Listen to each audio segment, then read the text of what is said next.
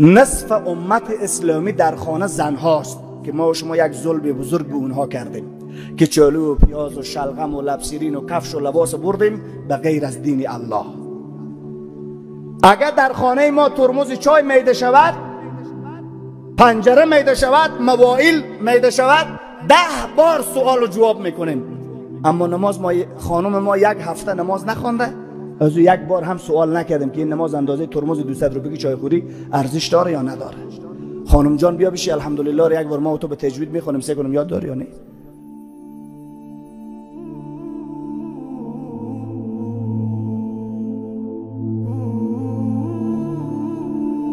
در اسلام الله متعال به زن حق داده. اول سوره در قرآن نازل کرده به نام سوره نساء، سوره زن. در مورد معیارهای اخلاقی، حقوقی، اجتماعی، انفرادی، عزت و عفت زن گفتنیای خیلی زیاد هست. الله متعال در کلام پاک خود میگه زنها مثل طلا هستند، باید پوش داشته باشند، مثل پیاز کچولو نیستند که خاک و گرد و چتلی هر چیز به صورت زیبایشان بشینه. باید زن حجاب داشته باشه. یعنی دکانهای زرگری و طلا فروشی که میریم پوشهای مخصوص، رنگ مخصوص، گروپ مخصوص، حتی شاگردای آرایش کرده مخصوص دارن. زن باید پوش داشته باشه، حجاب. اما مسیحیت و یهودیت و نصرانیت و دموکراسی و سکولاریسم میگه عکس زن باید بروی ساجق و کاغذ توشناب و قوطی مبلین و به اصطلاح یک شامپو و صابون به واسطه 5 افغانی به تبلیغات به چاپ برسه و سرانجام به صندوق شاروالی و آشغالی و چتلدانی انداخته شه. این حقوق زن هست که در کلیسا فیصله شده. دوم، اسلام میگه اگر به آبرو جلال زن بی‌عزتی شد، بی‌عفتی شد، بی‌احترامی شد، باید متجاوزین دره بخورن، سنگسار بشن، کشته بشن تا همه انسانیت بداند که وکیل مدافع همه زنان با عزت و با عفت امت اسلامی الله متعال و رسول الله صلی الله علیه و سلم و قانون اساسیشان قرآن هست و زن بدون از بادیگارد و سیم خاردار و دیوالهای بلند سمتی در امن و امان زندگی کند. این قانون قرآن است برای زن. و قانون غرب و نظامهای باطل چیست؟ میگه زن باید خود خوک و خود خنزیر و خود سگ و خود حیوانات ازدواج بکنه، بلکه تا 70 شوهر هم میتونه با خود بگیره. چنانچه که از رسانه و مطبوعات و صفحات اجتماعی شما میتونین بیشتر معلومات بگیره. سوم، قرآن و سنت میگه برای پسر و دختر اجازه نیست در برابر پدر و مادر دیندار و مخلص و مؤدب کلمه اوف بگوید، بی احترامی و بی ادبی بکند، زیرا فتوای رسول الله صلی الله علیه و سلم است که بین دعای پدر و مادر و الله متعال هیچ حجابی نیست. اما قانون غیر اسلام و قانونهای باطله میگوید که هرگاه پدر و مادرت کهنسال شد به مرستل و دیوان خانه بیانداز و زن اگر قصد زندگی با تو نداشت برو به خانه امن و امور زنان ببر حوالهش کن. حال انتخاب به ما. چهارم، الله متعال در سوره نساء آیت 107 تا 114 میفرماید زن حق میراث دارد، از زندگی پدری و مادری خود میراث میبرد. اما ادیان باطله آمدن فرقهای ضاله و فرهنگهای پوسیده در کشورهای اسلامی سر و صدا برآ انداختند و به زن چقدر حقوق دادن؟ گفتم زن خودش باید در میدان کار و مزدوری بیرون شود کار کند. ضمن ای که زن از مال و از زندگی پدر و مادر میراث نمیبرد، باید خود زن زندگی و معیشت و ضرورات خود را پره کند. اما اسلام عزیز برای زن احترام گرفت و محبت کرد.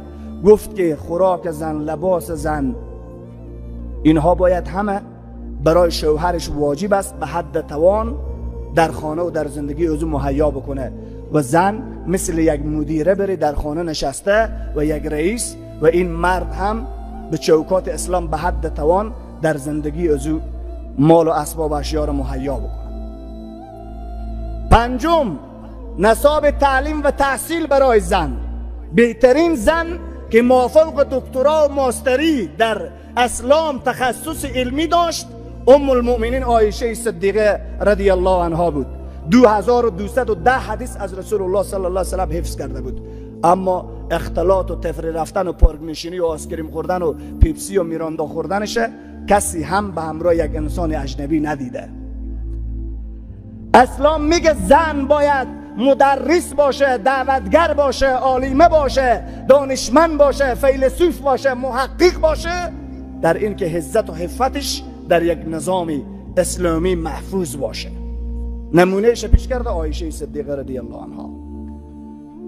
اما حالی هم بری زن نظام تعلیم و تحصیل است، به فوتبال و والیبال بره، خود خارجی ها به لندن ازو برن پس بیایه و باز اعضای فامیل خوشن که والله مدال آورده، دور از عزت و عفت مسلمان های سالم. ششم، زنها اجازه اقتصاد، تجارت، غیرت، عزت و عفت، خدمت به اسلام مثل خدیجه الکبری رضی الله عنها و مثل سمیه شیرزن که شمشیر گرفته به سرحدات رباط اسلام در جهاد و قتال در میدان داخل شده و با شمشیر خود شمشیر زده تا این که جان به جانان آفرین تسلیم کرده. محبت زنها، کرامت و تقوا و پرهیزگاریشان، الله متعال در سوره مریم صفات مریم رضی الله عنها را بیان میکنه. دوستای عزیز من، نور چشما، نصف امت اسلامی در خانه زن هاست که ما و شما یک ظلم بزرگ به اونها کردیم که چالو و پیاز و شلغم و لبسیرین و کفش و لباس بردیم به غیر از دین الله.